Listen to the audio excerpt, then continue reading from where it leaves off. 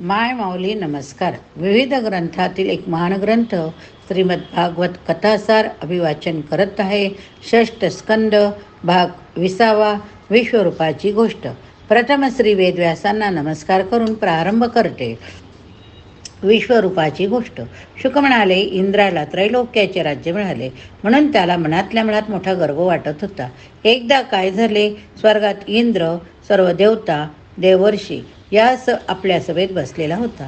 सिद्ध, चारण, विद्याधर, अप्सरा, ब्रह्मज्ञ, ऋषी सर्व तेथे होते. इंद्राची स्तुती चाललेली होती. तेथे अवर्णनीय वैभव शोभा दिसत होती. अशा वेळी देवगुरु बृहस्पती तेथे आले. सर्व देवतांनी उठून त्यांना नमस्कार केले. इंद्राने त्यांना पाहिले, पण गर्वाच्या भरात त्याने त्यांच्याकडे दुर्लक्ष केले. उठला नाही, नमस्कार केला नाही, त्यांना आसन दिले नाही. बृहस्पती ते पाहून मुकाट्याने इंद्रसभेतून निघून गेले. इंद्राने ते पाहिले. मनातल्या मनात तो लज्जित झाला. मनासी म्हणाला, हाय हाय, भरल्या सभेत मी गुरुदेवाचा तिरस्कार केला. छे, चुकलेच माझे. ही स्वर्गलक्ष्मी, हिनेच मी उन्मत्त झालो. सिंहासन सत्तेचे खरे, पण ज्ञानापुढे ते नम्र झालेच पाहिजे. बृहस्पती तर ज्ञानाचे सागर, मी चुकलोच. आता त्यांना गाठून त्यांच्या पायावर हे मस्तक टेकले पाहिजे, असा त्याचा विचार चाललाय. तो बृहस्पती अंतर्धान पावले, दिशेनासे झाले. इंद्राने त्यांचा खूप शोध घेतला, पण व्यर्थ. गुरु नाहीत, मग स्वर्गाचे रक्षण कोण कसे करणार? तो स्वर्गाच्या संरक्षणाच्या चिंतेने ग्रस्त झाला. तिकडे दैत्यांना सुद्धा ही गोष्ट कळली. त्यांनी तर सैन्यासह स्वर्गावर स्वारी केली, देवांचा पराभव केला. सर्व देव ब्रह्मदेवाला शरण गेले. देवांची दुर्दशा ब्रह्मदेवाने पाहिली. त्याला दया आली. तो म्हणाला, देवांनो, तुम्ही गुरुचा अपमान केला हे ठीक नाही. गुरु, ब्राह्मण, गाय यांचा मान राखणे, त्यांची सेवा करणे मोठे हिताचे असते. शुक्राचार्य हे दैत्यांचे गुरु, त्यांची त्यांनी अवहेलना केली तेव्हा त्यांचीही हानी झाली. पण शुक्राचार्यांची जेव्हा त्यांनी सेवा केली, त्यांना प्रसन्न करून घेतले, तेव्हा भरभराट झाली. भृगुवंशीयांनी त्यांना सर्व शास्त्रे शिकवली आहे. ते तर ब्रह्मलोकही जिंकून घेतील, तर त्यात नवल नाही. तुम्ही त्वष्टाचा पुत्र विश्वरूप याची गुरुस्थानी स्थापना करा. तो तपस्वी संयमी ब्राह्मण आहे, पण त्याच्या मनाचा कल असुरांकडे जास्त. त्याला प्रसन्न करून घ्याल तर ते तुमचे कार्य सफल होईल. देवतांनी या सूचनेवर विचार केला. त्वष्टाचा पुत्र विश्वरूप, त्याला आपला पुरोहित करायचे. ठीक आहे, प्रयत्न करून पाहू. आणि खरोखरच विश्वरूपाकडे जाऊन त्यांनी त्याची स्तुती करून त्याला तशी विनंती केली. आपली हीनता सांगितली, आपली दीनता सांगितली, त्याची ज्ञानथोरवी सांगितली. विश्वरूपाने त्याची विनंती मान्य केली. पुरोहित होण्यासाठी ब्रह्मतेज कमी होते, पण देवांची विनंती न मान्य ही क्षुद्रपणाचे आहे असे सांगून त्याने देवगुरुत्व स्वीकारले. त्यानेच वैष्णवी विद्येच्या साह्याने इंद्राला त्याचे गतवैभव पुन्हा प्राप्त करून दिले. परीक्षिताने विचारले, वैष्णवी विद्या? शुक्र म्हणाले, होय. रणांगणात विजय मिळवायचे अमोघ साधन नारायण कवच. विश्वरूपाने नारायण कवच इंद्राला शिकवले. हे एक स्तोत्र आहे. स्वरक्षणासाठी त्यात मंत्राचा जप, न्यास अनुष्ठान आहे. विष्णूच्या विविध रूपाने विविध काळी स्वतः ते म्हणण्याचे रक्षण करावे असे आव्हान त्यात आहे. हे कवच ऐकून इंद्राने त्याचे अनुष्ठान केले. असुरांवर विजय मिळवला. पुढे काय झाले? परीक्षिताने विचारले. शुकदेव म्हणाले, विश्वरूप हा देवांचा गुरु झाला, पण त्याचे मन असुरांकडे ओढ घेई. त्याला 3 मुखे होती. तो एका तोंडाने अन्न खाई, दुसऱ्याने सोमरस घेई, तिसऱ्या तोंडाने मद्य पित असे. यज्ञात उच्च स्वराने मंत्र म्हणायचा, देवतांना उद्देशून आहुती द्यायचा, तर मनातल्या मनात गुप्तपणे मंत्र म्हणून असुरांना आहुती अर्पण करायचा. इंद्राने ते ओळखले. त्याला भय वाटले, क्रोधही वाढला. त्याने त्वरेने विश्वरूपाची शिरे तोडून टाकली. 3 तोंडे पक्षाच्या रूपात पुढे राहिली. इंद्राकडून ब्रह्महत्या घडली, पण ती पृथ्वीवरील 4 ठिकाणी अवगुणांच्या रूपाने वाटली गेली. त्वष्टाही तिकडे रागवला. त्याचा मुलगा इंद्राने मारला. त्याने इंद्राचा शत्रू उत्पन्न करण्यासाठी यज्ञ सुरू केला. मंत्र म्हणून आव्हान करू लागला. यज्ञ समाप्त होताच त्यातून एक राक्षस उत्पन्न झाला. काळा कुट्ट, जळलेल्या पहाडासारखा, काजळाच्या राशीसारखा, सूर्यासारखे धगधगीत होते त्याचे डोळे. लाल केस, तांब्याच्या तारेसारखे. जांभई दिली तर त्याचे सहारे आभाळ गिळून टाकील असे वाटे, असा तो राक्षस उत्पन्न झाला. सर्वत्र अहंकार माजला. त्याचे नाव रुद्रासूर. देवतांनी एकदम त्याच्यावर आपली शस्त्रास्त्रे फेकली, पण त्याला काहीच झाले नाही. देवता भयभीत झाल्या. त्यांनी नारायणाची स्तुती केली. नारायण प्रसन्न झाला. तेव्हा देवतांनी त्याच्यामुळे प्रणिपात केले. पुन्हा त्याची स्तुती केली. रुद्रासुराला मारण्यासाठी प्रार्थना केली. नारायणाने त्यांना उपाय सांगितला. उपाय मोठा विलक्षण होता. दधीची नावाचे एक ऋषी होते. परमतपस्वी, परमदयाळू. त्यांचे शरीर तपश्चर्येने अत्यंत कणखर झालेले होते. देवांना नारायणाने दधीचीकडे जायला सांगितले. तुम्ही त्याच्याकडे जा. अहो, अश्विनी कुमारांना त्यांनीच पूर्वी ब्रह्मविद्या शिकवली होती. अश्विनी कुमारांनी त्यांच्याजवळ त्यांचे शरीर देवकार्यासाठी मागावे. ते नाही म्हणणार नाहीत.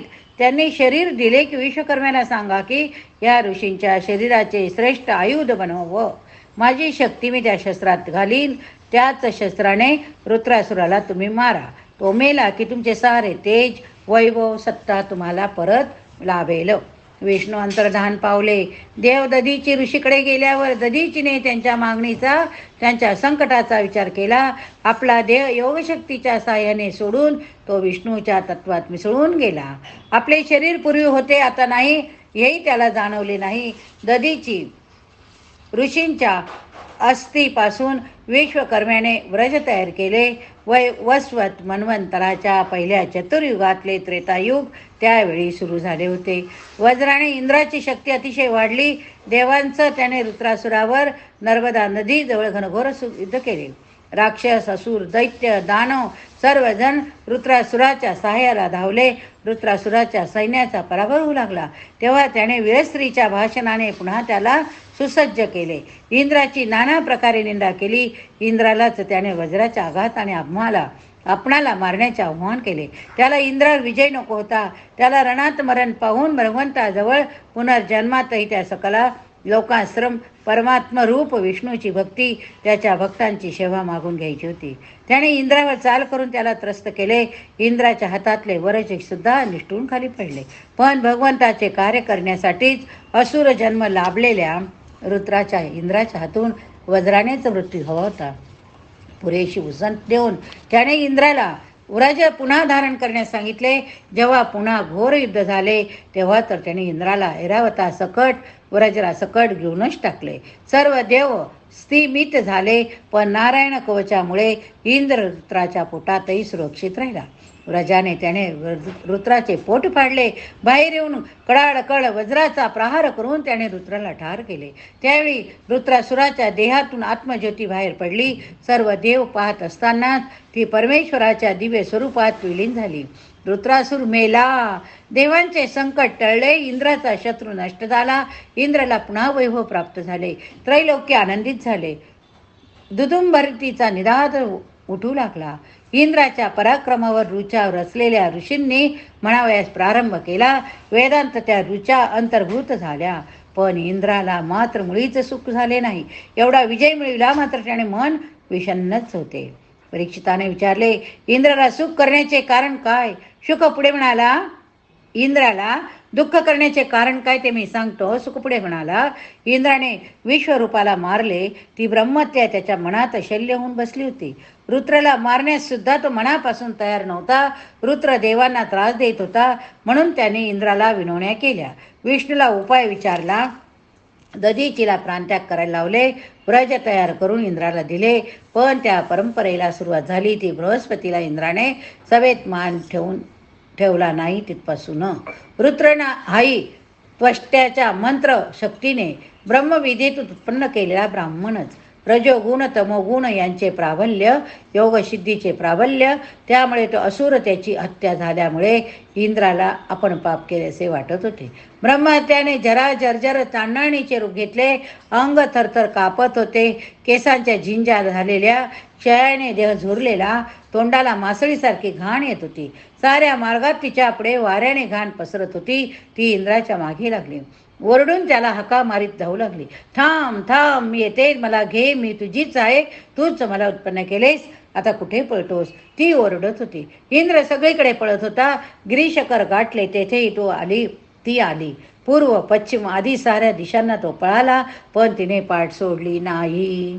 सरते शेवटी इंद्र मानस सरोवरात एका कमळात शिरला. पाकळ्यातून केशरातून देठात शिरला. तेथे तो सहस्र वर्षे उपाशी राहिला. अग्निदेवाच्या मुखाने हविग्रहण करणे तेथे कसे जमणार? अग्नी कमलसाल नालीत कसा पोहोचणार? तेथे ब्रह्महत्यादी पोचू शकली नाही. कमला लक्ष्मीने इंद्राचे रक्षण केले.